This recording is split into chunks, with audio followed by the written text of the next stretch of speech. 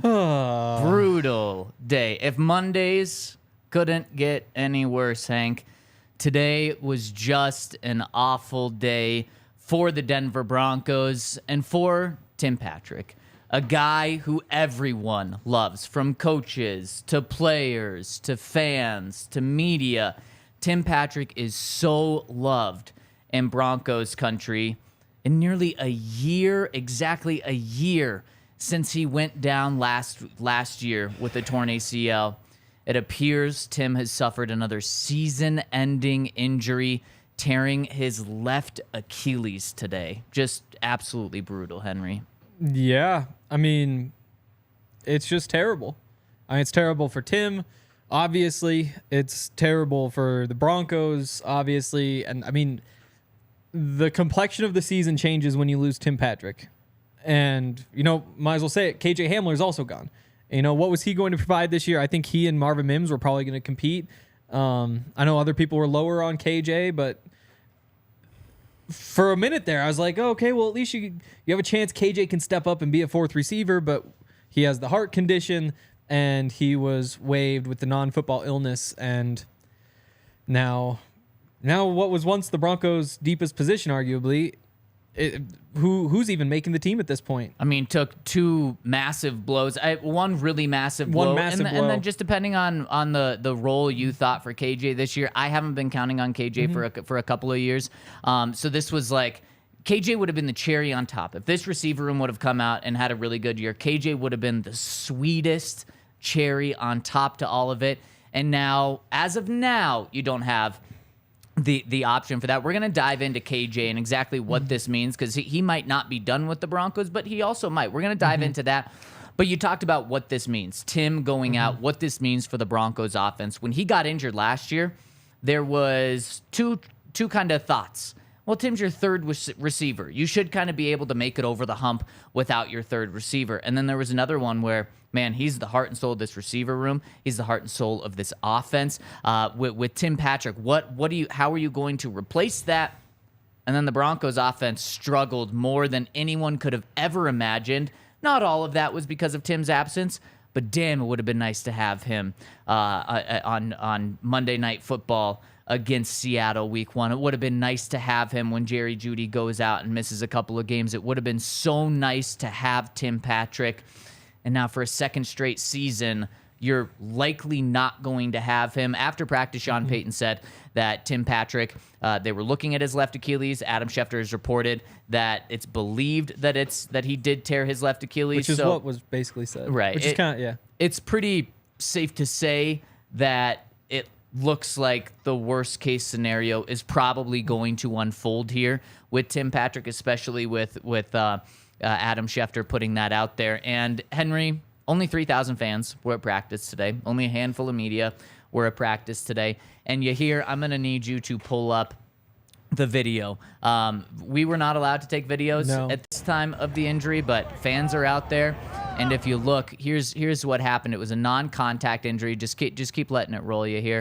It was a non-contact injury, and we just think it's this video's out here, and we wanted to give fans the most information that they can have. So we wanted to play this video. And as you see, Tim's really he's doing kind of a small wheel route and starting to break up toward the field.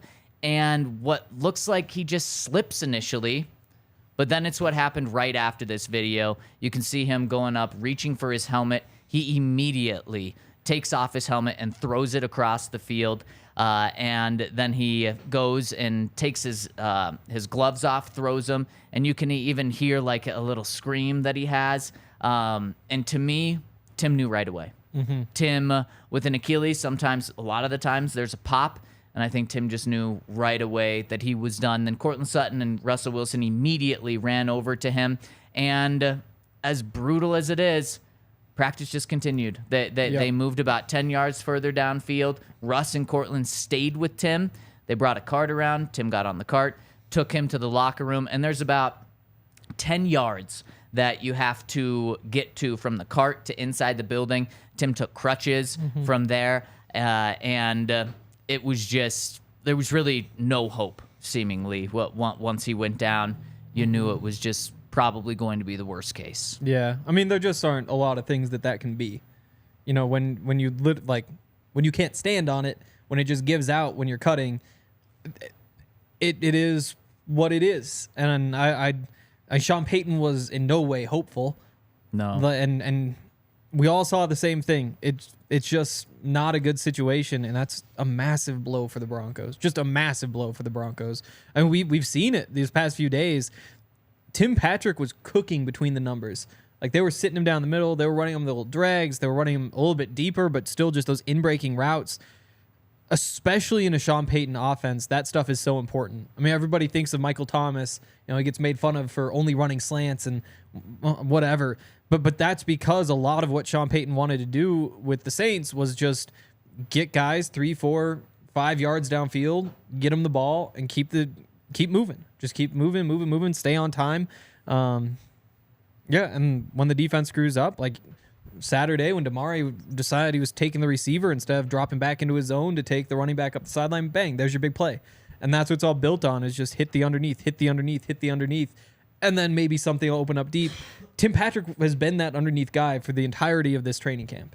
And that's it. And we knew that coming in, too. Well, and what is Tim Patrick? What has he been for the Broncos when he's been healthy? He's been Mr. Reliable. Yep. And he was the guy, even if he was going to be the Broncos' third receiver this year, he was still going to be the guy that Russell Wilson and Sean Payton looked for on 3rd and 6 when you needed a catch. He was going to be that guy. And like you said, he has the ability to work deep, short, over the middle, outside. And so it's just such a blow. And second year in a row that Tim Patrick's going to miss. He signed his extension just 6 games before last year started. So he has not played a full season since he got his contract.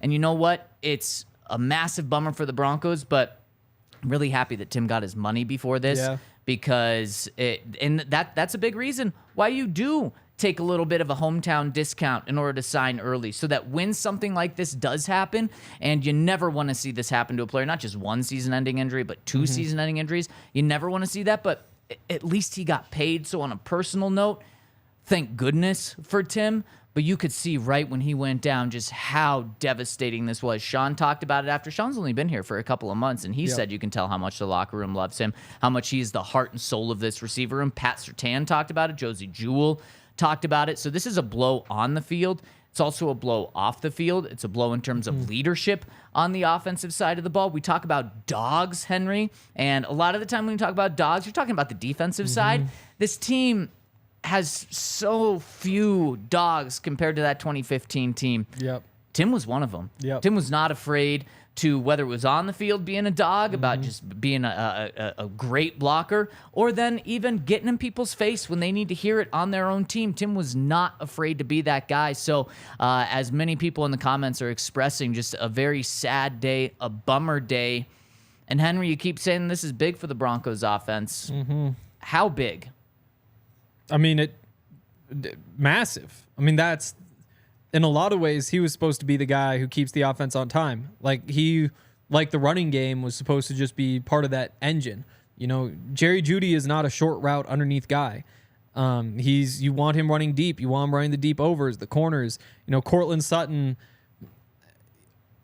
we don't know who he is at this point. You know, he used to just be the deep guy. Now he probably steps into more of this underneath role. Hasn't had the hands that Tim has had.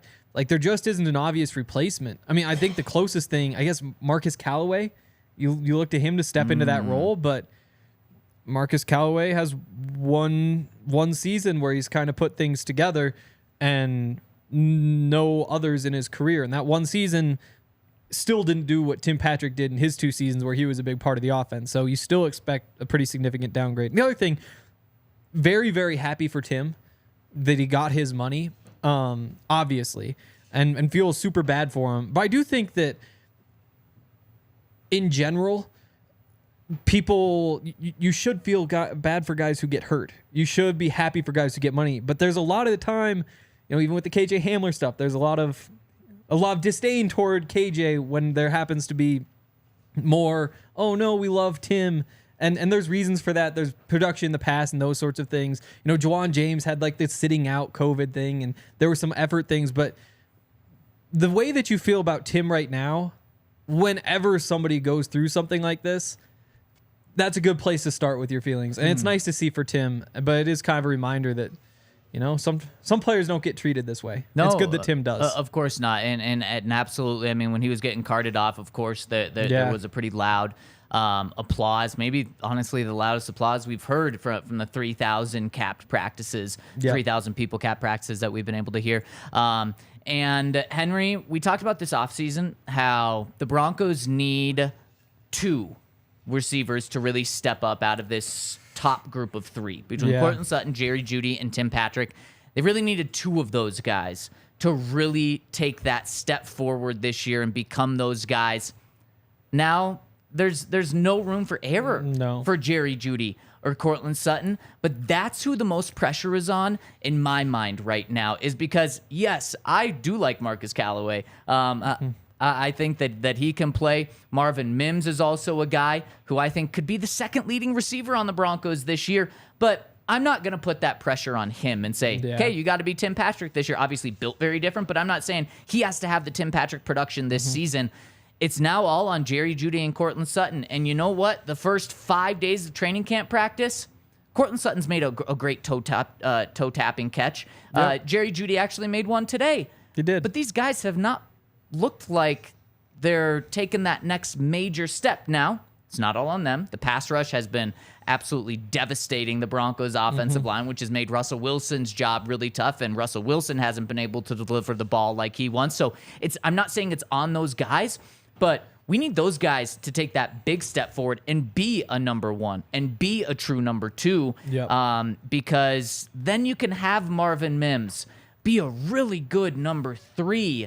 Marquez Callaway can provide 700 yards like he's done before once in the NFL. He can do that, but if you're now relying on someone else to come in and compete for what Tim was going to do, man, you're in a world of hurt, because you look at some of the free agents that are out there.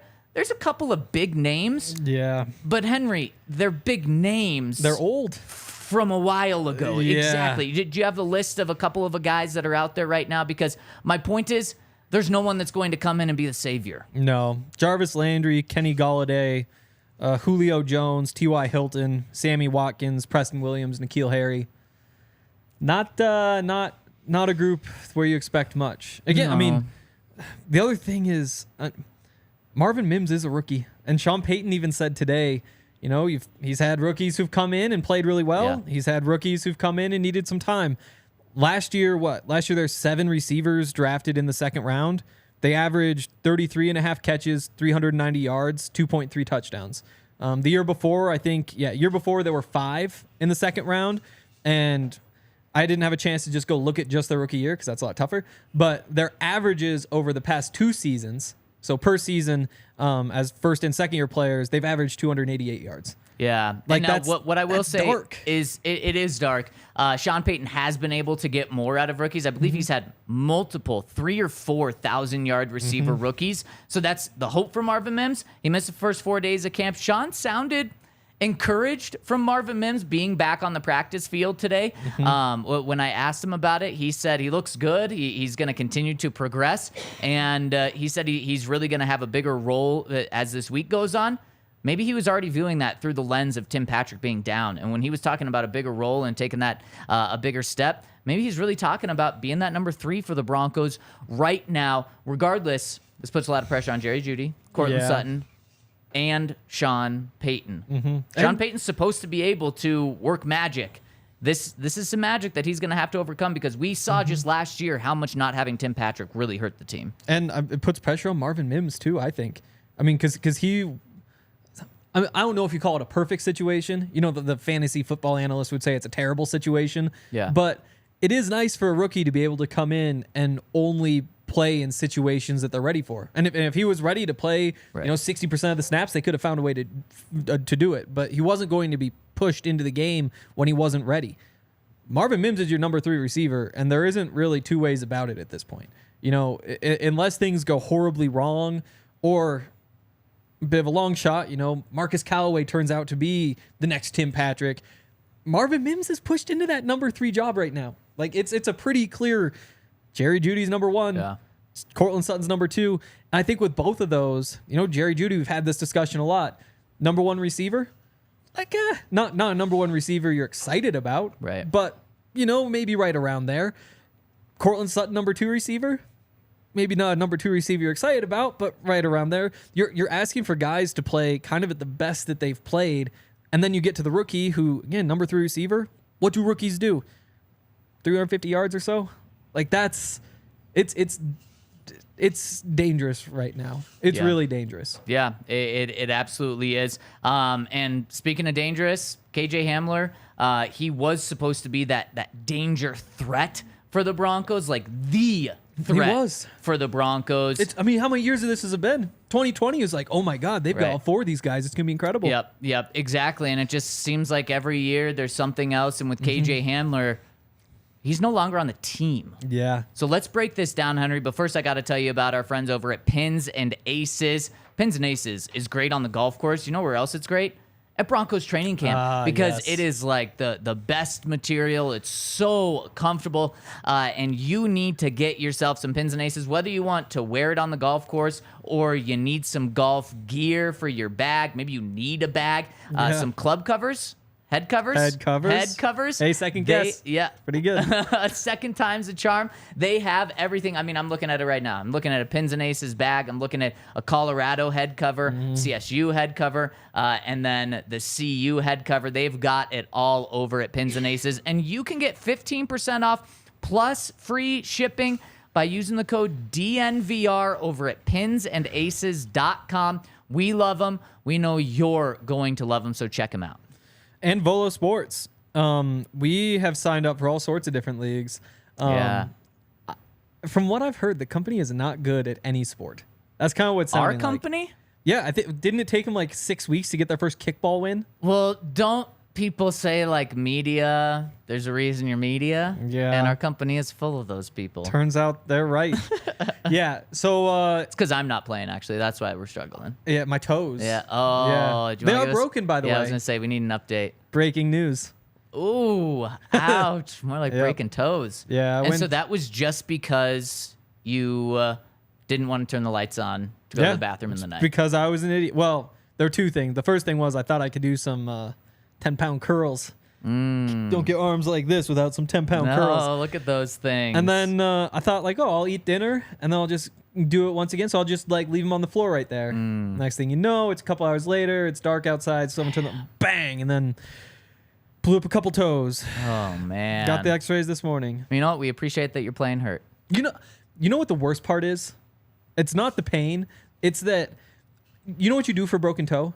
Nothing. And I know that. And so that's why I wasn't going to the doctor, but somebody in my life was like, you just go to the doctor. It'll be good to go. So I go to the doctor and basically just give him $100 to be like, yeah, your foot hurts. It's like, yeah, you don't have to tell me. I could have told you that. Well, at least now you know that you're not being a wimp. That is true. You know? That is true. And now you can complain about it. You can complain about it all you want because it actually is 2 of them are broken. Yeah. Did you think it was 2? I had decided. So the weird thing is, it was the one on the end that hurts the worst. Okay. But the one right next to it is the one where I was like, I can see where it's broken, and so I know that one's broken. This one, man. I know, and that's the one where I wasn't. I decided that one was, but it turns out the outside one has like a chip on the inside, and then like a little hairline fracture through it. So it's like a little thing. But then the middle one is the one where it's like bang, just right down the middle. Oh man, that is brutal. Yeah. No kickball for you. Oh, that would be awful. Yeah. Wow. Maybe I'll run into those guys at the doctor. Tim Patrick. Could recommend him. I was standing next to Steve Atwater today, and he's just like standing there. He's not talking to anybody. I was like, maybe I should ask him if he's ever broken a toe. And I was like, nah, because there's like a 5% chance he's like, yeah, crazy story. Like, some guy stepped on it. Next thing you know, like, that was actually a game where I laid out Christian Okoye. Yeah. There's a good With chance a he says toe. no, Right. and then he really doesn't want to hear about my broken toes. Yeah. So Volo Sports, though, if you have all your toes, or even if you don't, but you've healed up, go play some kickball at Volo because it's a lot of fun. You'll also probably win because you get to play our team occasionally. All sorts of different sports with the basketball and the beer games, all sorts of different stuff. You should at least get on the website and look. Plus, if you want to, instead of signing for a team, you can pay $20 a month or $200 per year to get unlimited pickups, drop-ins, and tournaments. They've got sports, events, and social activities every night. They're all around Denver, all the way out to, Arvada and Inglewood. I phrased that in a way where I was like, okay, which ones of these are now the furthest apart? It's like all the way out to, it's like, oh, and that was tough. But yeah, they're everywhere. And if you use the code DNVR10, you get $10 off. So go to www.volosports.com/Denver and use that code DNVR10 for $10 off. Man, just another blow. About 2 hours after we saw Tim Patrick go down in practice, KJ Hamler announces on Instagram that he has been diagnosed with a mild heart irritation.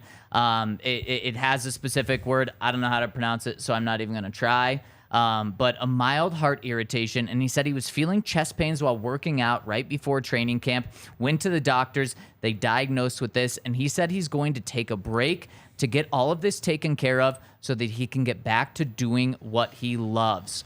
And this is just, you just feel awful for Definitely. KJ. I mean, this is something where not that injuries can ever be managed, but, a hamstring, sometimes it's just going to happen. A hamstring's going to flare up regardless of what you do. Other times, you could stretch a little better to help that. Nothing that could be done here. In KJ, it's just injury after injury after injury. And you can just tell how much this game means to him. I mean, he has suffered 2 injuries 2 seasons ago. Last year, he's limited throughout much of the season, only played in 7 games, had 7 catches. And then this offseason, when he's supposed to be healthy, he tears his pec, partially torn. As he's working back from that, he then notices this mild heart irritation. And so, Henry, the Broncos have decided to move on from KJ Hamler with a non-injury or a non-football illness diagnosis, and it's being described a couple of ways. Some people are saying this is purely procedural. The Broncos want to bring him back, but they need to open up a roster spot right now. Makes sense. What's happening also is I don't want people just to get caught up in that thinking like, well, he's then just going to be stashed on the team somehow. That's kind of what a procedural move would be. No, the Broncos are moving on from KJ Hamler. They're waiving him with the hopes of bringing him back when he's healthy. But Henry, he'll be able to sign with any team that he wants when he's healthy enough or when a team wants to pick him up. Now, it's believed that this injury is going to be weeks, not months. Yep. He's taking medication in order to resolve this problem. He's not having a procedure, which is probably good news if you can avoid surgery. So that's good news. But I saw all these reports, and then I did some digging on my own. It's not like he's a guarantee to be a Denver Bronco again when he's healthy. Definitely. And first of all, you realize why they'd make a move like this. It's in some ways kind of similar to when they released Mike Purcell on cutdown day last year, procedurally, so that they could add him. But again, they're adding him back a day or two right later. Away. Yeah. Not saying, in a few weeks we'll be doing that. Because a lot can change in a few weeks. And like you said, the other piece of it, he can sign wherever he wants. Yeah. And given the Tim Patrick situation, you would imagine that he would see this as a good situation. Potentially. Because it's a chance to compete with Marvin Mims for the speed receiver job. Right. And if you were to just look at them both as draft prospects, you'd say, okay, KJ has a 60-70% chance of winning that. He's the better prospect of the two. We just have the few years of history, which, again, mostly injury history. Where does that leave him? It's a complicated situation. But I think given the familiarity with the offense, given that this is now a receiver room that, it's a lot easier to get on the field than it was a couple days ago, I think that assuming all goes well with his health, if he signs with another team, it's going to be the Broncos. I'm confident in that, although there is obviously reason to be doubtful. Yeah, and I mean, this could be signing with the Broncos as a practice squad player. True. And then letting him work his way back very, very slowly. No pressure on him because he's not taking up one of the 53-man roster spots. Yep. If this does take weeks instead of months for him to come back from. But I think it's important that people understand right now the Broncos are not planning on KJ Hamler to have a role on this team at all. Because what did they do when he's got injured the past couple of years? They've kept him on the team. Yep. They have not made this. So this is the most drastic move they made with KJ, and I just feel awful for KJ, having to deal with something like this, and then you're also waived by your team. That's the dirty business of football. But then you look at it from George Payton and Sean Payton's perspective. What are we supposed to do? We just had 2 receivers essentially go down today. We have to open up a roster spot. I imagine Tim Patrick's going to be put on IR when this news of a torn Achilles does get officially confirmed. And then you also need to replace KJ somehow. Right now, the Broncos have 11 other receivers on their roster. And outside of those top 3 that we've talked about, wide open. Wide open as can be. So, Henry, do you think KJ Hamler plays another down for the Broncos this year? That's a tough question. Or ever, I should say, not this year. Might as well. I'll go yes. I'll buy the Mike Garafolo Kool-Aid that this is procedural. I hope that's the case. Me definitely. My question, and I should have ran through the CBA and tried to find it myself. Does he have to clear waivers? I would imagine he would, but the NFI thing... With that designation, I'm not sure. It's a good That's question. the tough part. Yeah. Because you kind of wonder if somebody would claim him. Sure. Especially if they think it's weeks. When there's 90 people on a roster now, it's not one of 53, it's one of 90. Like, the Broncos, they've got Michael Bandy out there. Right. Which, if a KJ Hamler from another team, say Jalen Reagor kind of gets cut, you're like, maybe you bring him in instead of Michael Bandy, especially if you just get to pick up that contract, which seems so easy. So I am a little curious about that. But I'll say I think he does. And that's solely because Mike Garafolo said weeks, not months, and it's procedural and they want to bring him back. Right. But, I mean, it's... I'd be curious what the line would be set at on Bet365. Yeah, I would too. Now, another question. Does Tim Patrick play another down for the Broncos? He is under contract for one more season on his deal. I say yes, but it's a really tough decision because they would save $10 million if they move on from him. And he, after this year. Correct. Yep. And he's getting his money this year, he should. We always talk about KJ Hamler being injury prone. I mean, Tim Patrick, the reason he really fell in the draft, he missed his entire junior season. He missed a lot of time before that. He's now had these 2 injuries. You look back to 2020 saying, oh my goodness, these 4 receivers, you can't be too surprised that those 2 guys got hurt a lot. It's terrible. And obviously this is pretty close to the worst case scenario, having constantly one of those 4 hurt. Right. But they did invest in injury-prone players. That's kind of a fact. But with Tim, I say he restructures this offseason. I think he takes the pay cut. They add some incentives, or maybe just take what they can save 9.5. Maybe they cut $5 million off and add $3 million in incentives. I think it's going to have to be less. a massive pay cut for Tim to be back. Over these past 2 years, Tim Patrick has made $15 million with the Broncos. He's going to make another $8.5 this year. So since signing that deal, he's going to get over $23 million for the Broncos. Next year, they owe him $10 million under the current contract, $2 million in dead cap. His cap hit will be $13 million. He's not going to be on this team for $13 million. Henry, I'm thinking almost a vet minimum prove-it deal, Tim being back. And maybe there are some incentives for him to get $5 million back, like a very, very incentive-laden contract for him. But Tim's probably only going to get vet minimum or close to that prove-it deals from other teams. And I think he would want to come back to the Broncos, depending on who the quarterback is, how the contract looks. But I don't think in any world Tim Patrick is back next year with the $13 million cap hit. No. Again, it's $10 million they can save. So the question just becomes, how much are you willing to pay him? Like if his contract expired after this year, what do you pay him? What is the most you would offer? And that's what that contract gets cut down to. I think there would be enough teams bidding that it wouldn't be just the pure vet minimum, $1.5 million, whatever that is now for somebody his age.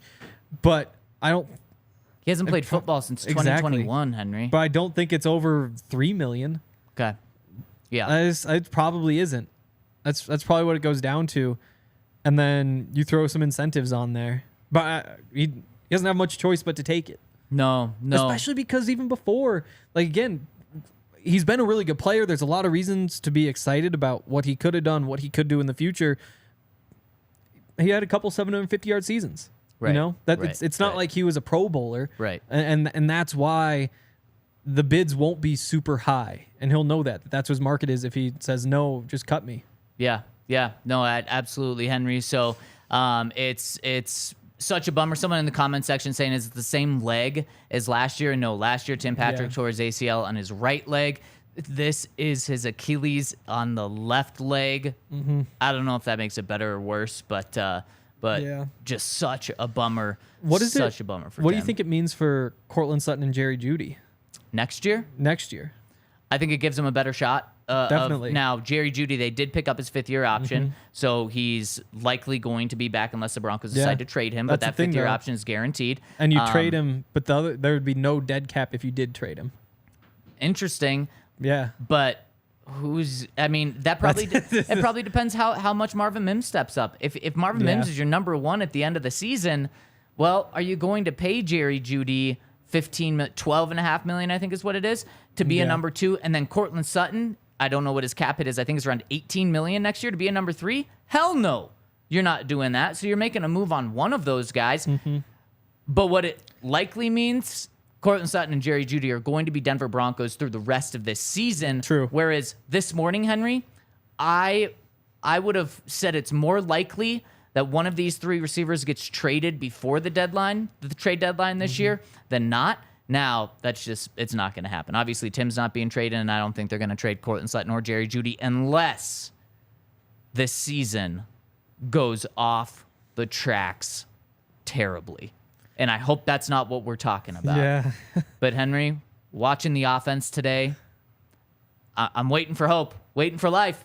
And I'm not seeing it. Let's dive into that after I tell you about our friends over at Shady Rays. Man, Shady Rays is the top of conversation among many media members today because it was bright. It was cloudy, so I think a couple of media members left their sunglasses at home.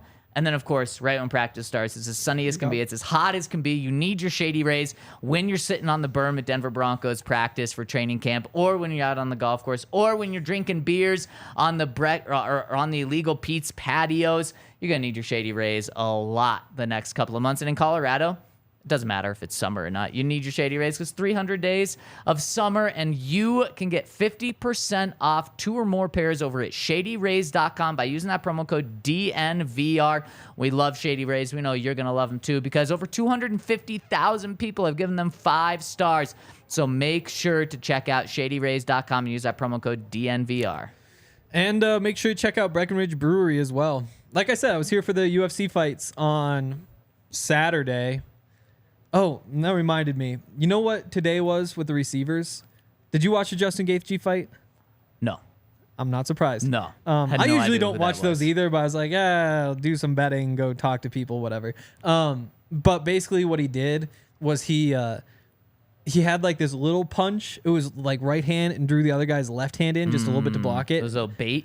Just a little bit, and then a big kick right around. Oh, and he that is got like brutal. a little piece. Yeah, and so that knocked him out. But then as he got knocked out, Gaethje just like jumps and like punches his face on the ground. That seems rude. Yeah, well, the ref is like on his way into like stop it. But that's how you like make sure you can't stop until the ref stops you. Oh my gosh. But I was thinking that's what this felt like. We're like the big knockout blow is like the kick to the face. That's Tim Patrick. But also while you're down, here's just a little shot to the head that you'll never remember. Yep. Because with KJ Hamler going. Gosh. But that was fun because of Breckenridge Brewery and because I made some money. But mostly Breckenridge Brewery.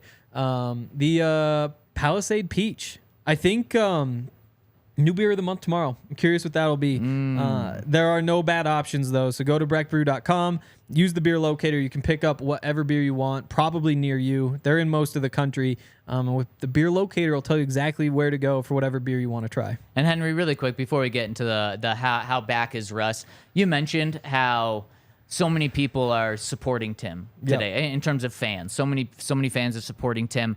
Yet it might not be the same reaction when it comes to KJ Hamler for whatever reason that is, and I think that's completely wrong. Remember, KJ got into a very, very dark place when 2 years ago he was dealing with both of the hip and was it the hip and the leg injury at the same time, and just had his mental health was about as low as it could be. He opened up and told us. So make sure that when you're tweeting and talking about these guys that they're human, especially someone that's been down in the dumps before. So just remember that when you're talking about these guys. It is always just interesting how different it is. And usually you can like add it up with Tim Patrick, undrafted receiver, comes and makes a name for himself. Right. But also then there's like Billy Turner last year.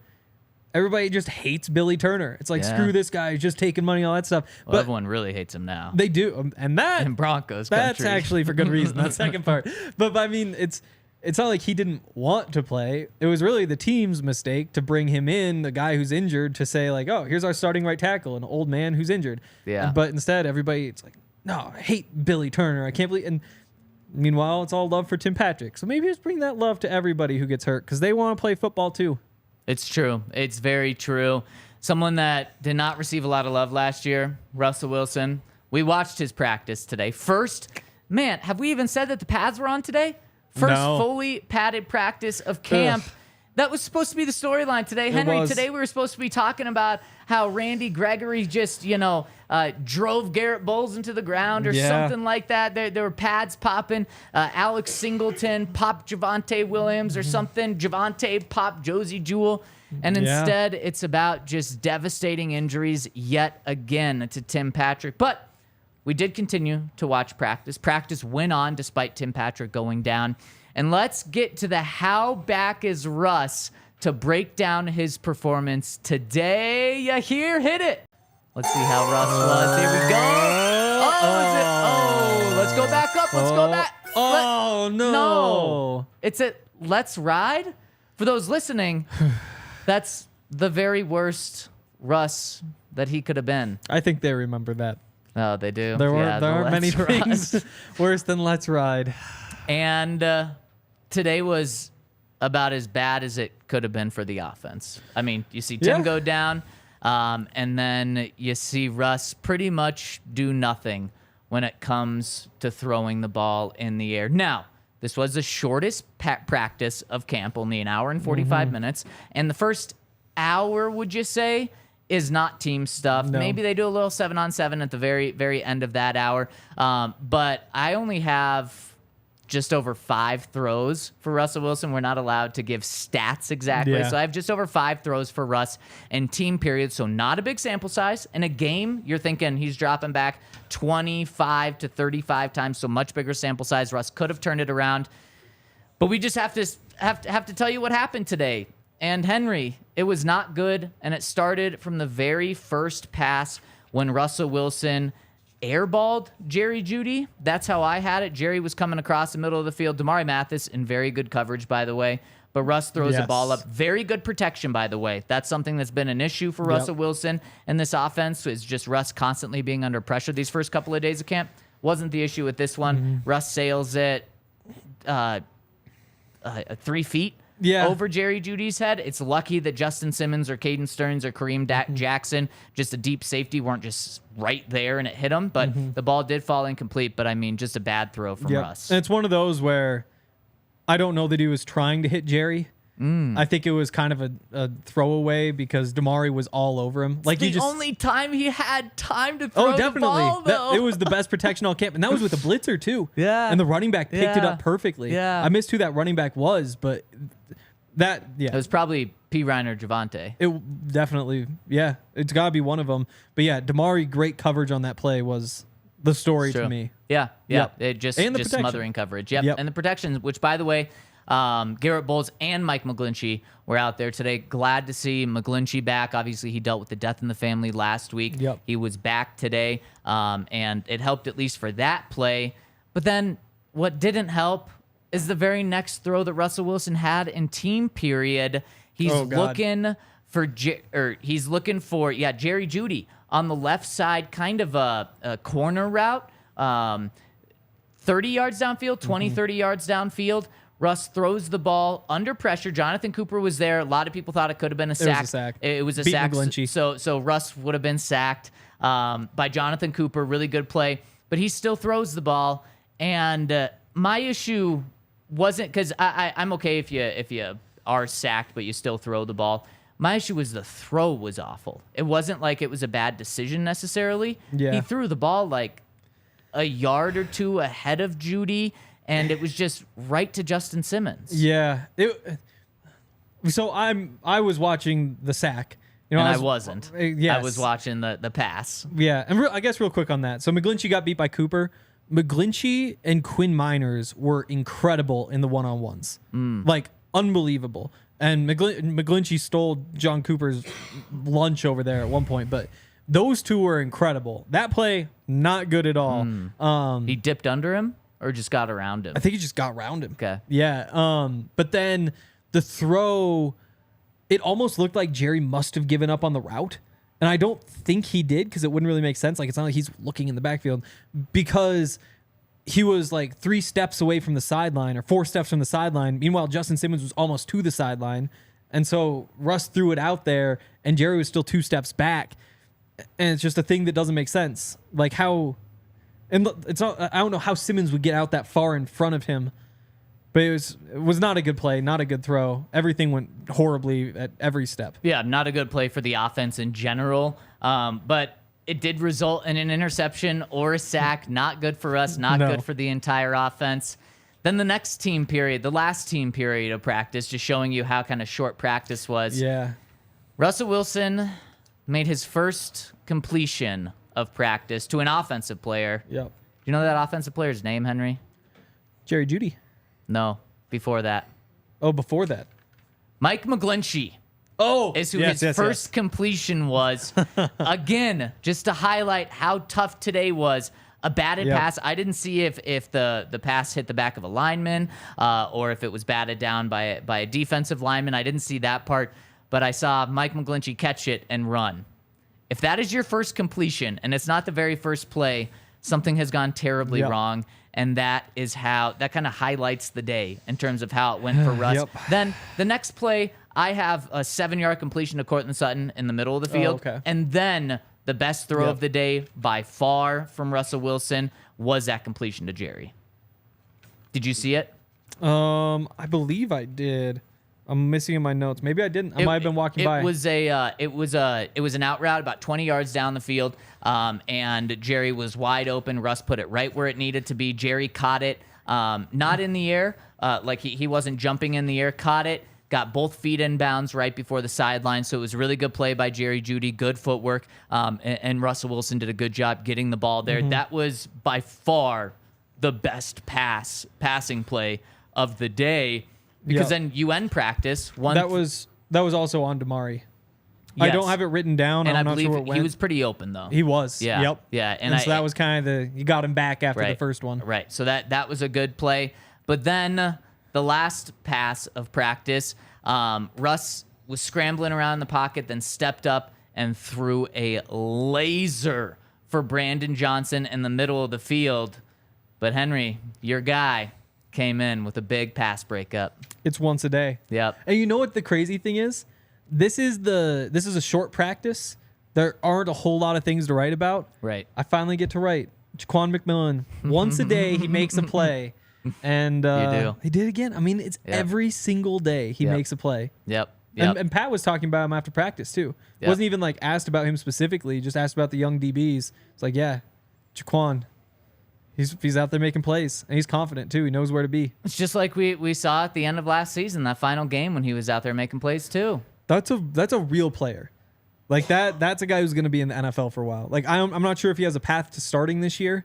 Like I just don't think he can pass Damari unless things don't go well. No, Damari's been pretty solid too. Exactly. But I think that he is pretty clearly your third cornerback, and I think that. What about K1? I mean, he's just slot. Right. That's a different category to me. Yep. But boundary guys, I mean, he's your third guy. And in the future, who knows? Maybe he gets an opportunity here. 5'10", 183 pounds, an undersized, undrafted cornerback that's making plays in camp. Reminds me of Chris Harris a little bit. So, yeah, Jaquan is really impressive. I mean, this Broncos secondary unsurprisingly, just continues to impress, whether you're talking about Caden Stearns, Pat Surtain locking things down, Damari Mathis making plays, and then Jaquan McMillan is right in there in the conversation. So you just love to hear it for the defense, because the offense, Henry, I mean, I'm not... It's just more of the same from what we saw last year. Last year, it was just the offense getting beat every single day in practice. The defense absolutely trolling them. It's pretty much been the same. I mean, we've given out a couple of Russ-meters. We've had a couple of 2 or 1s. We've had a 2. We've had a 3. And that's the highest it's been. I need to see Russ break out. We never saw him break out last year, and that was indicative of what was to come. Russ had an awful season, as everyone knows, last year. At some point, I know defense always starts off hotter in training camp than the offense, but we're kind of approaching that time where it's time for the offense to show some life, especially through the air. Yeah. Yeah. I mean, you just got to give us something. You know, that 7-on-7 on Saturday, I was like, oh boy. Yeah. Look, he's cooking. He's dicing it up the way he should. Right. Hit the pass on his first throw of the team drill, and I was like, okay. All of a sudden, you're through like 2 of the 4 periods where he's going up against a defense. Yeah. Everything's going well, and then it all fell apart. Yeah. So at some point, I feel like we have to see it. But again, I mean, the way this offense is built, I think the reason we've seen so many checkdowns is because that's how it works. Check down, check down, check down. Oh, look, Damari stepped up on the receiver in the flat, leaving a guy wide open deep. That's where the big plays come from. They don't come from, hey, let's throw it deep. Let's just throw up a jump ball. And you just got to get some of those opportunities to work. But without Tim Patrick sucking that defense in over and over and over, I'm scared, because there's just no replacement for him. On this roster. I completely agree. I'm nervous for what this means as well. This has been a dark podcast. Not very many good things to say about this practice, specifically on the offensive side of the ball. But Henry, I couldn't say more opposite things about what is going on here at DNVR. Are we saying it? Obviously, we are not. We're not saying it. That's the tease that I want there. We've got, obviously, Alexis Perry rolling with us through training camp. We've got James Palmer jumping on shows with us, and we've got another huge announcement coming down the wire. Stay tuned. Could be this Wednesday. Could be next week. We'll see. But I'm telling you, all of you are going to go crazy for this announcement. It's awesome. It's a pretty good one. It's awesome. It's a pretty good one. Yep. Henry and I found out yesterday, and you guys are going to absolutely love it. Yahir doesn't even know. We're going to knock his socks off with this as well. But make sure you're rolling with us on YouTube. Subscribe to DNVR Sports on YouTube. Subscribe to our podcast. Hit us with a 5-star review. Hit us with the thumbs up. I guarantee you guys are going to want to hit us with the thumbs up when you hear this news. We're building it up for a damn good reason. It is going to live up to the hype. So hit us with those thumbs up. We really appreciate it. And also, give some love over to thednvr.com. Become a member with us, and you're going to get 20% off merch. You're going to get so many exclusive deals. You're going to get a free t-shirt when you sign up and you become a diehard with us. 15% off your tab at the bar for diehards only. 20% off all the events we have. We have some tailgates coming up, and you will get exclusive merch as well. So make sure to become a diehard with us, because it's about to be football time, and you are going to want to make sure to be rolling with us. So we really, really appreciate everything and all of the support. And stay tuned for later this week. Okay, Henry, let's get to some other observations before we hop into the comment section. Yeah. Also, real quick, unless you had something to point to. We're throwing. I get throwing the names around in the chat of the receivers on the roster, and maybe somebody pops, but it's worth remembering. I mean, Marcus Callaway had a good season. He did have a good season. You can't take that away from him. It's 600 yards. Hasn't done much the other seasons. Leading receiver that year. Wow. And there's I'll remind you every time. Why not? I mean, and he's probably the favorite for Tim Patrick's job. And you hope it's not too big of a step down. It's basically a guaranteed step down, though. Kendall Hinton, again, if he makes the team, it'd be the first time making the team out of camp. He's been a nice rotational piece, can fill some different roles. But again, not somebody who's put up numbers. Brandon Johnson, a couple nice plays. Yep. He's who I have up next. Jalen Virgil's right behind him. He's moved up a little bit. I think he's had a pretty good camp. But again, nothing really to point to. Well, Jordan Humphrey, I've seen that in the chat. Again, like we're talking about a guy who wasn't even on a practice squad for the second half of last season. Like couldn't get a job anywhere for the second half of last season, and expecting him to come in and match Tim Patrick's production, a guy who's had at least 700 yards in both the last 2 healthy seasons. It's tough. You know, he has just over 300 receiving yards in his career, 4 years. Like that's not somebody you expect to be productive. Montrell Washington, you know, Taylor Grimes. Hey, that's my undrafted guy. But still, it's an undrafted guy. Then you got Michael Bandy. Like on the roster, there is nobody who you could really say hey, there obviously is a replacement. Marcus Callaway is the only one where you could say maybe not too big of a step down. Everybody else you pretty much have to accept it's either a big step down or somebody's made a massive jump. I mean, Henry, to put it simply, there's 3 guys on this wide receiver squad right now that are guaranteed to make the team. And if now this obviously was never a possibility, if KJ Hamler was healthy all off season and last year as well, then you'd be talking about 5 guys guaranteed to make the roster this year. But now with Tim out, with KJ not on the team anymore, there's only 3 guys guaranteed to make this squad. When you thought you were going to have a really deep position Isn't that crazy? At wide receiver, it's crazy how things can change. And Broncos are going to make a corresponding move. It may be a bigger name. Could be Julio Jones. That would surprise me. Yeah. I think the league has kind of said what they think of Julio Jones at this age right now. But regardless of what it is, you're not bringing in a savior right now. You're not doing that on July 31st or August 1st tomorrow. I think the case for Julio, I mean, played 10 games, 299 yards last year in a bad offense. Year before, Tennessee played 10 games, 434. Like, that's still better production than anybody outside the top 3. Yeah, but I mean, talking saviors, talking just instantly replacing Tim Patrick, potentially being your number 1 receiver on your team, or at worst, your number 3. That's the thing. Yeah, that's But if you're not looking gonna for a happen there. big body who can catch some hitches between the numbers, Sure. he's a better bet than anybody but Marcus Callaway, and there's probably a debate there. And you know what sucks? And he's not a good bet. You know what sucks about all of this, besides the injuries, is What? this is the number 1 paid receiver room in the entire NFL. It's crazy. And some of that's the cap manipulation. It all, like, Tim Patrick's had the restructure, so some of his money hits this year. But yeah, I mean, it's rough. It's really rough. Like, that's we've talked a lot about it, but where does this receiver room even rank in the NFL at this point?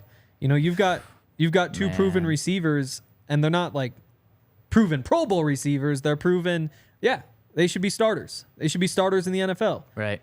That's what they've proven. And behind that, there's nothing proven about anybody. Yeah, a lot of people, I feel like we should bring up his name because a lot of people have brought him up. Michael Thomas, obviously, the big connection with Sean Payton. Henry, if the Saints are going to pay for some of his contract and you're going to give up a 6th-round pick for him, sure. Yep. But I don't think that's going to be the case here. Michael Thomas hasn't played meaningful ball in, 3 years?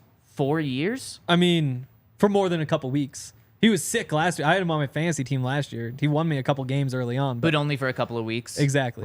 Right. And this year, he has a cap hit of $14 million, dead cap of $36 million. So right there, that shows you that the Saints will not be trading him.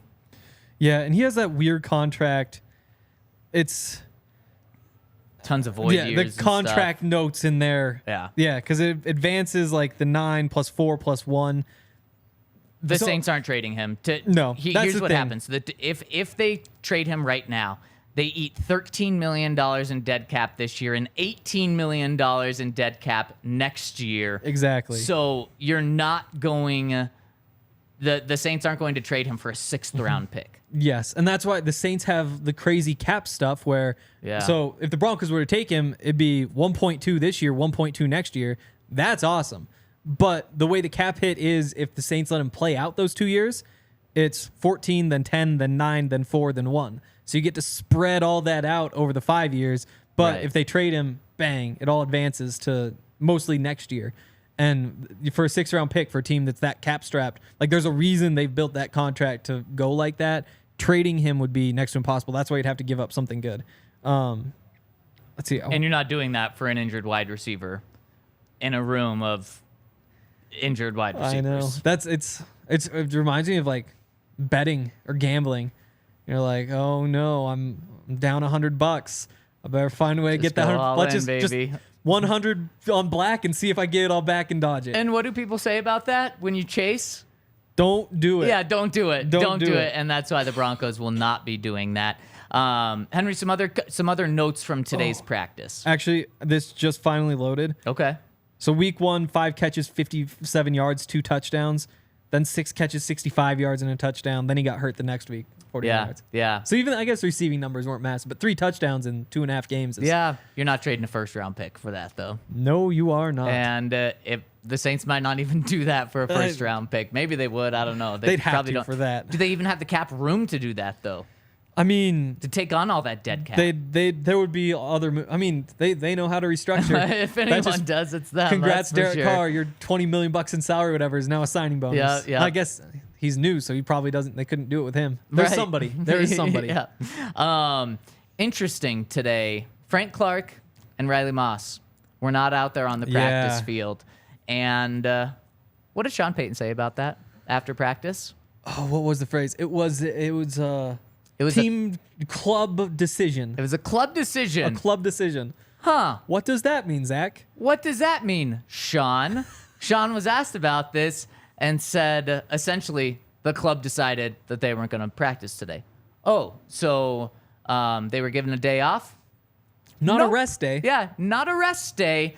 There's nothing to report. Yeah, nothing to report. And he said he was asked just a little further about that and said something along the lines of like, we'll let you know when we're ready for it. Yep. Huh.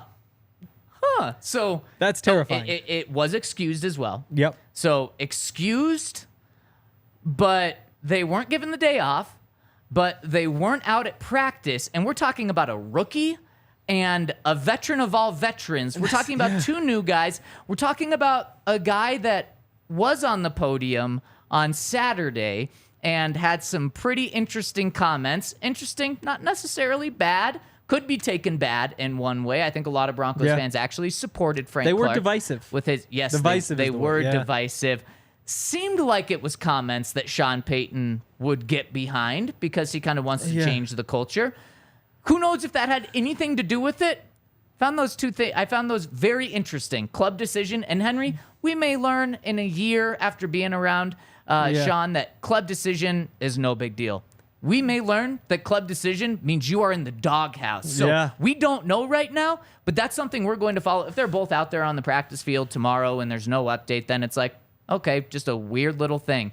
But they're not there tomorrow. Missing 2 days in camp when it's not taking a day off, they're not giving a day off is interesting. So that's something to follow. Real quick. Definitely.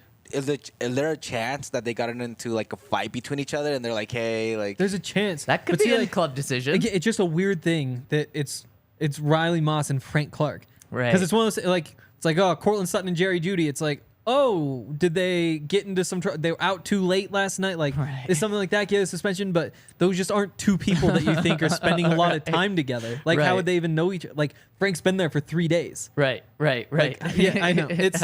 It's very confusing. Yesterday was a day off. So if Yahir wants to go down that conspiracy route, I mean, did something happen on the day off? Again, we'll kind of... Were they both separately late for a meeting? Sure, right. It could be that. Yeah. It could be that. And you know who's not going to handle any BS? Sean Payton. Unless it's his own. Unless it's his own. Yeah. Also, somebody asked about JL Skinner, how he looks. That's a big dude. That number 34 makes him look even bigger. What a great question to ask Henry, because I think every single day you're either talking about it like how he's looking bigger in this new number, how he's just looking big. You're asking where he is. You love JL Skinner. I really do. Understandably so. I think there was one play where he was in coverage on Greg Dulcich on an out route, Or no, it might have even been a crossing route. No, it was little Jordan Humphrey. Sorry, that was my bad. Coming across the field, though, and just ran with him stride for stride. I think Russ was actually quarterback. Russ just had to throw the ball at his feet because there's no way to get it into him. Yeah. Not much notable. There was another play where like there was like a little throw to a running back in the flat, and Skinner's coming downhill, and you're just like, that running back's life may have ended if this was a real game. But that's about it. He looks big, though, and I haven't noticed him giving anything up. Yeah, no, I agree. And Todd says Skinner on the PUP. How long? He's not on the PUP. No. As Henry's describing, he's out there playing football right now. So. Oh, I was talking in Madden. What? I was not talking in Madden. Oh, yeah. I was like, wait, what? Yeah. Okay, should we hop into the comment section? Oh, can I just hit a couple more notes? Yeah, please. Let's see. I'm just going to spit these out as fast as I can. We need them. Oh, that's yesterday's notes. Michael Burton caught so many passes yesterday in the flat. Just kept catching them. Yesterday, just on his day off? Saturday. Sunday. No days off. It confuses me. Wait, is this our new segment? Back of the roster, Hank? Hell yeah, it is. Hell yeah. Let's go, baby. First play of team drills. TFL, maybe not TFL, big stuff from Drew Sanders. First play. You can imagine what groups are in then. Yep. Quinn Miners opened a massive hole for a big run on the third play. I guess we don't need to go play by play. Josie also had a great play on a run stuff. Alberto missed a block that blew up a screen. And then that was the only time somebody went to the ground, actually, because he was trying to like push the DB in the back, and the DB... It was not a great play for Alberto. No. And that's another one where it's like, especially when you're talking about a DB. There was another play where he was trying to block Randy Gregory. Yeah, that's a tough matchup. Yeah. It's again. And speaking of Alberto, if you want to hear from him, yes, catch our interview. I should say Alexis Perry's interview with him after practice today on YouTube. Yep. Yasir Durant, new guy. He had a nice block to open up a big hole for Julian McLaughlin. He is huge. It's unbelievable. Yes. It's unbelievable. Like, I was looking for him, and I happened to be looking in the wrong spot for him, which, again, think about what spot I'd be looking. And I look over to the other spot, and I was like, oh, there he is. Don't need binoculars for that one. It's way over there. Yep. 6'7", 330. Jeez. Yeah. Massive. I've got some thoughts on him. So read the notes later. Those will have all the notes too. Well, and that is over at thednvr.com. If you're new to our coverage, not only we're the podcast where we do that on YouTube and anywhere you find podcasts, but we also have a website, thednvr.com, where Hank drops just comprehensive notes of everything you need to know about training camp practice. He does that every single day. We've also on social media, on TikTok, on Instagram, on Twitter. You follow us at DNVR Sports or DNVR Broncos, and it's just comprehensive coverage. So make sure to give us a follow on all of those platforms. Also hit us with a thumbs up, please. We need to get to 200 before the show's over. I have to...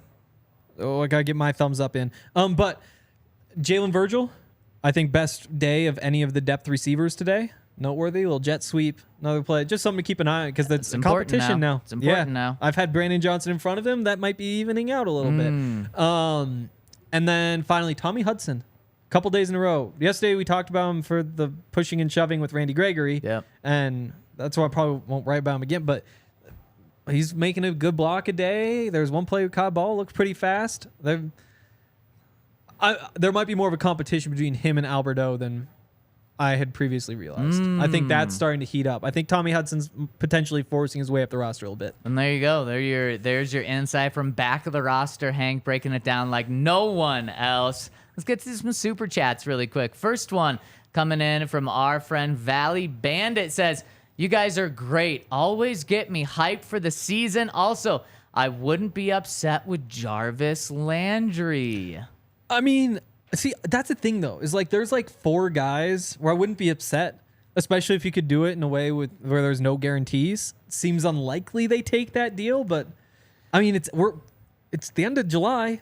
If they want to play, then they got to prove it at some point. Yeah, and to me, if anyone's available right now, it's typically for a reason. Yeah. It's not, especially these, we talk about bigger name guys who haven't been players for a couple of years. That's why they're available. I mean, last year, Jarvis Landry started 3 games, played in 9 games for the Saints. Sean Payton was not there. He had 25 catches, 272 yards. You're like, well, what about the year before? Played in 12 games, 570 yards, 2 touchdowns. The year before, 870 or 840 yards, 3 touchdowns. So, I mean, Jarvis Landry hasn't been, very productive in many years now. And maybe they do. They're going to bring someone in. If it's a name no one's heard of, but has the opportunity to as talent, and they can move up.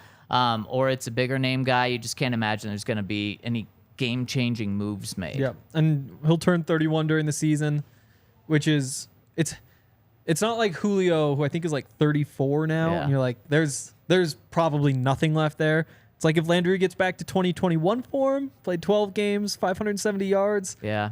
Injuries That's starting the to past 2 feel tempting. seasons, though. Yeah. Exactly. That's where 570 is like, it almost does it, but when you're 2 years removed, like none of these guys am I like, there's a good answer. It's just that you got to pick one and roll the dice, and it's probably not going to work out that well. Yep.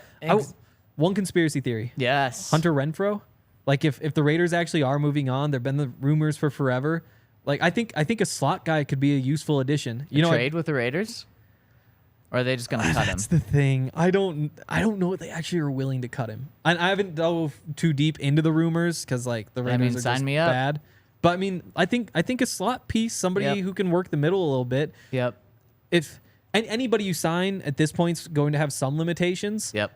Slot guy, most of their limitations are just that they're not field stretchers, they're not fast. Like I think that there's a role for that in a Sean Payton offense where he changes who's on the field so much. Another name we haven't mentioned that I think is going to open up a big role for with these injuries is Greg Dulcich, obviously from just a little different because he's a tight end. But speaking of destroying the middle of the field, that should be Greg Dulcich's role this year, whether it's short or deep. Yep. He should be able to take advantage of that. He gets thrown a lot of footballs. He does. I think he's been throwing more balls than anybody in camp. Just not very accurately so far. There's some bad throws. There's some good coverage. There's a couple of good catches he's made. Yeah. There have been some decent gains. Yeah. So, but we're getting to the point where that's becoming a trend in my mind. Greg Dulcich gets thrown the football a lot. Yep. And we know Sean Payton's had a ton of success with multiple different young tight ends, and Greg Dulcich is now his newest one on that. All right, let's hit one more super chat coming in. Oh, we got a couple from Orange. Keep says, sending them. If we suck this year, trade everything for Caleb Williams. Man, in training camp, you don't want to be thinking about tanking already. No. So imagine you're a team that needs a quarterback. Let's say Buccaneers get the number 1 pick. They don't have anything at quarterback. It's Kyle Trask. It's Baker Mayfield. Obviously, that didn't work out. Caleb Williams or Pat Surtain? Are you kidding me? I love Pat Surtain. He's great, but it's not even close. Caleb Williams for Pat Surtain, Jerry Jeudy, and Justin Simmons. Nope. Not even close. Trade everything. You're not getting Caleb Williams. Exactly. It's just not going to happen. Nope. Like, that's just worth so much more. I have to imagine they're saying at the trade deadline, if the Broncos are 1-6 or something, that's when they're saying trade everyone so that you don't win another game the rest of the season. Definitely. Henry, if we're having that conversation, I agree. It also means we're in just an awful place having that conversation. It's just a dark day today. It's tough not to think about that right now. And I mean, clearly fans are going down that route as well. This is how it started last year. Right. Like, this is how it started. Tim Patrick got injured on the 6th training camp practice last year on August 2nd. Today is July 31st. This is the 5th training camp practice. I mean, it is pretty much deja vu in the worst way possible. And I still think the Broncos finish with a winning record. It's just a day like this is... You got to make it through it. It's one of those things, like, because it doesn't go away either, though, is the thing. You show up tomorrow, Tim Patrick's still hurt. And it's just going to be this cloud that hangs over the entire season. And it got him, it burned him last year. And I think that they can handle it better with Sean Payton. And, you know, Saints his last year, one of 7 teams that used 11 personnel less than half of the time. There's things that you can look at, but that's a big, big, big blow, especially for a Sean Payton offense that wants to use the passing game like the running game, keep things on track, to just kind of grind down the field a little bit. Tim Patrick is the best player in your roster for that, and he's not there anymore. Yep, it's a massive bummer. Next one coming in from my biggest fan says, at least we still have DNVR. Thank you so much, my biggest fan. I mean, on a dark day, what a great comment to make us feel better. We're here for you every single day. And speaking, a little programming note, we're going to pod Monday, Tuesday, Wednesday. Going to take Thursday off and pod Friday and Saturday. The Broncos are practicing all 6 of those days, but Thursday's practice, closed to fans, which you know what that means, Henry. We can't say anything about practice. So it doesn't really make sense for us to pod on a day when we can't talk about practice at all. So Monday, Tuesday, and Wednesday this week, stay tuned for some big news. And then Thursday and Friday and Saturday as well. Stay tuned for some big news. Stay tuned for some big news. We got another one from Mike Trout. Says, feel like Greg Dulcich is going to become option 3 now. He very well could. And hello, Ryan Green. He just threw Hank off big time. Yeah, okay, at least that was just at Hank. He made a rude gesture and totally threw Hank off. We need more adults around here. Good luck. Oh. Stay tuned. I don't know. Okay, next, should we hop into the comments on the website? We got one coming in from our Vada Luke. Says, hello, friends. Alexis, your addition to the podcast has been awesome, and I've really enjoyed your perspective. We'll tell her you said that. Yes, we will. As a recent girl dad, I also commend you and greatly appreciate your contribution as a woman to the sports world. Keep up the great work. Absolutely. And Alexis has just been awesome. Although she's not on the pod today, she is still contributing to today's Broncos coverage. Again, check out TikTok, check out YouTube, check out Twitter. Jeez, there's so many. I can just keep going for her coverage as well. And Arvada Luke goes on and says, I think Frank Clark's comments were aligned with Sean Payton. If you, the Broncos, want to have a rivalry with the Chiefs, you have to play like it, which brings me to my final point and leads me to incite RK's earmuffs in perpetuity policy. Hank, and I say this with nothing but affection in my heart. Oh, no. What the heck, man? Arvada Luke has been close to this Broncos-Chiefs situation, especially when we had the fortune to fall for a girl of the show-me state. We beat the spread against Mahomes the last 4 out of 6 games. We don't care about the spread. No, don't throw the spread out there. The Russell Wilson edition of the Broncos, as allegedly poorly coached as they were, have lost by a total of 9 points over 2 games. All time in the NFL era, we still hold a 1-game lead in the regular season. We are undefeated against Kansas City in the postseason. That isn't a situation you fear. That is a situation you know that Broncos money line is going to hit in a very juicy way. The only thing I fear is the dopamine rush from eventual victory this season, juicing my cerebellum so hard that I missed work for a week due to vibes. I'm too ready for this season to start. I'm too hyped up. I'm just trying to stay hydrated and maintain the emotional momentum because this season is going to rock. Arvada Luke. Whoo, man, that is a way to end this podcast. Bring the vibes up. You want to tear him down, Henry? No, I don't want to tear him down. I just want to say that, I mean... I don't want to. I just am about to. It's a win-or-loss league, and if you're picking the Broncos to win these games, at this point, I think you're crazy. Like, I'm excited to see it, too. There's a chance it happens. Like, but we've seen these two teams over and over and over, and they just can't get over the hump. Like, they just can't get over the hump. So I think what Arvada Luke said is, you know, the ultimate reading the situation through orange tinted glasses by saying, you know, they've covered the spread 4 out of the past 6 games. They've only lost by 4.5 points on average the past 2 games. I mean, Henry, you are right. It is a win or loss game. And the Broncos haven't been able to, but you can probably get pretty juicy odds betting on the Broncos against the Chiefs this year. So if you want to get that dopamine, you want to get that boost in your account, you can do that. Bet365.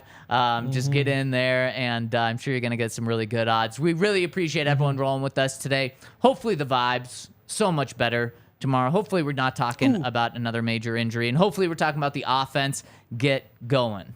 Arvada Luke wants a wager. Oh, what is it? Come back in the future, Arvada Luke, and we'll wager. Tomorrow. Throw something in the comments. Let's wager, Arvada Luke. Yes. Chiefs Broncos. I can't believe Henry's going to frickin' wager for the Chiefs. On air, too. He's not even trying to do it quietly yet here. Try to save Henry. Can you mute him or something? I'm not here to pander. I'm not here to... Henry doesn't deserve to be saved.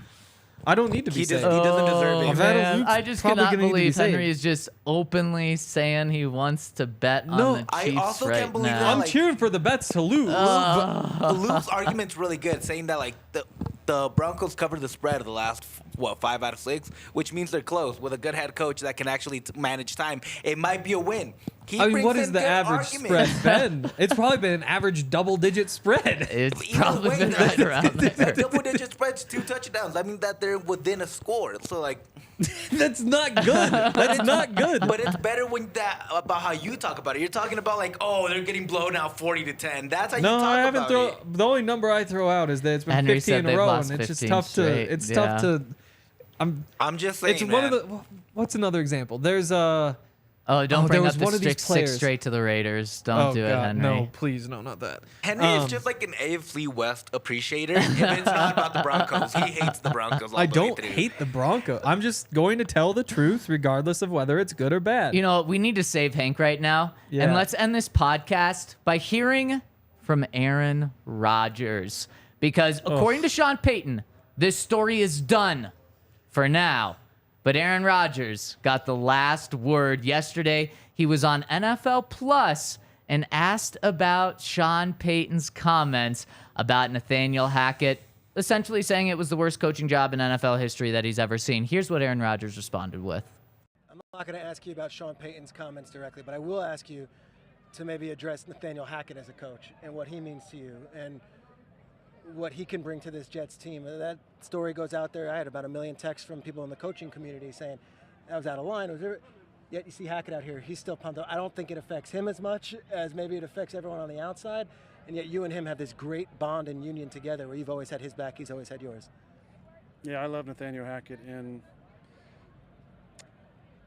those comments were very surprising. For a coach to do that to another coach. My love for Hack goes deep. You know, we had some great years together in Green Bay, kept in touch. Love him and his family. He's an incredible family man, incredible dad. And on the field, you know, he's arguably my favorite coach I've ever had in the NFL. Just his approach to it, how he makes it fun, how he cares about the guys, just how he goes about his business with respect, with leadership, with honesty, with integrity. And it made me feel bad that someone who's accomplished a lot in the league is that insecure that they have to take another man down to set themselves up for some sort of easy fall if it doesn't go well for that team this year. I thought it was way out of line, inappropriate, and I think he needs to keep my coach's names out of his mouth. Keep my coach's name out of his mouth. Oh, my goodness. And then, like I said, Sean was asked about today, said, we're done with this. Oh, Sean. We're not done with this. We may be done with this for right now on July 31st, but the Broncos play the Jets October 8th. Henry, as excited as I am for the Broncos to try to snap their losing streak against the Raiders week 1, as excited as I am for the Broncos to try to snap their losing streak against the Kansas City Chiefs a few weeks later, this October 8th game against the New York Jets is going to be spicy. Yep. I think the Broncos are going to beat the hell out of them. Oh, I really do. I really love it. When you get Sean Payton fired up about a game, like he's this, like, when he sits down and game plans, he wins. Like he's the classic, like he'll beat yours with his, or he'll beat his with yours. Like he is the best game planner in the NFL. Like, people want to make the case for Andy Reid, for Kyle Shanahan, any of that. It's Sean Payton, and I would not be surprised if he's already got a couple ideas. That's going to be crazy. There might be a fake punt. There might be a reverse. There might be a flea flicker. They are winning that game, and it's not going to be close. Like, that's one that I feel pretty confident about. Also, wish I had that confidence as you. Outside of the Chiefs game, Henry, I think that's the most difficult game on the schedule. I do not view it the same way. I love your optimism, though. I'm going to need that come October 8th. Yeah. It's a must-win for Sean Payton with everything he's said. Well, I wonder, let's see. First of all, the Bet365 doesn't have odds up, which I think is a bit of a mistake because I'm ready to make some bets. You're ready to hammer the Chiefs against the Broncos, and you're ready to hammer the Broncos against the Jets. As of right now, the Jets are minus 115 on the money line. Broncos are minus 105. So Broncos. That's pretty close to a straight pick 'em. Yeah. That's about as close as you can get without being one. Woo, I love it. The game is in Denver. Can't wait for that. What is Aaron Rodgers talking about? He's insecure. Nobody's insecure. If somebody insecure doesn't come out and say, that guy sucked, I'm about to take this team to the playoffs. That's not insecure. Yeah, I mean, the playoff comments is, and then he says at the end, he's just setting himself up, setting the team up for like letdown. It's like, no, bud, that's not what he's saying at all. But Aaron Rodgers loves Nathaniel Hackett. He sure does. Nathaniel Hackett like a brother, in his words, which his relationship with his brother is a little complicated, so we don't really know what that means. That is a good point. The other thing is, like, I wouldn't have been surprised if he picked any, like, he's like a father. He's like a son. He's like a grandfather. He doesn't have a son. No, he's like a cousin. He's like a fun cousin. Like any relationship, I would have totally bought into. But it is interesting. He chose brother. They're like equals. I wonder if it's big brother, little brother. Oh, that is interesting. Like, because again, like grandfather, I kind of get it. Son, definitely get it. Like, if he called Nathaniel Hackett his like son, that would be incredible. he's like a best friend. Like there's right, best friend probably. Any relationship between Aaron Rodgers and Nathaniel Hackett just wouldn't surprise me. Yep. And man, this pod has been a little bit of a bummer. There's been some things that have really surprised me coming from your mouth, Hank. And tomorrow, damn, we're going to have a lot more. So make sure to hit us with the thumbs up, subscribe, turn on alerts. We'll be going live at 2:30 to break down day number 6 of Broncos training camp. Russ, give us a touchdown or something that we can talk about. Thank you all so much for tuning in with us. We'll see you tomorrow on the DNVR Broncos Podcast.